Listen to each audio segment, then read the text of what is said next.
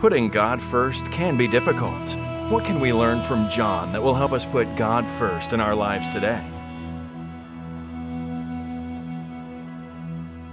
John was the youngest of all the disciples. He loved Jesus with all his heart. When all other disciples scattered following Jesus' arrest, John stayed close to Jesus through the entire ordeal. Jesus honored his faithfulness by giving him the mission of caring for the woman who cared for Jesus the most, Mary, his mother. But when he was young, John was vengeful and angry. It was hard for him to feel compassion for those who rejected Jesus. Once, he suggested to Jesus that fire should come from heaven and destroy the Samaritans who rejected Jesus.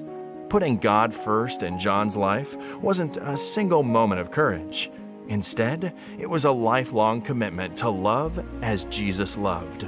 To put God first for John meant to give Jesus his temper as a costly offering. And the sacrifice of self at the feet of Jesus led John to offer him all his other desires.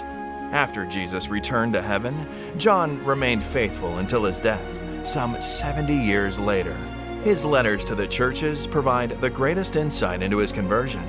Here are his own words: "Beloved, let us love one another, for love is from God." He also said, "Do not love the world or the things in the world.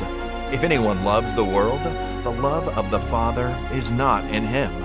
For all that is in the world, the lust of the flesh, the lust of the eyes, and the pride of life, is not of the Father, but is of the world. And the world is passing away, and the lust of it. But he who does the will of God abides forever."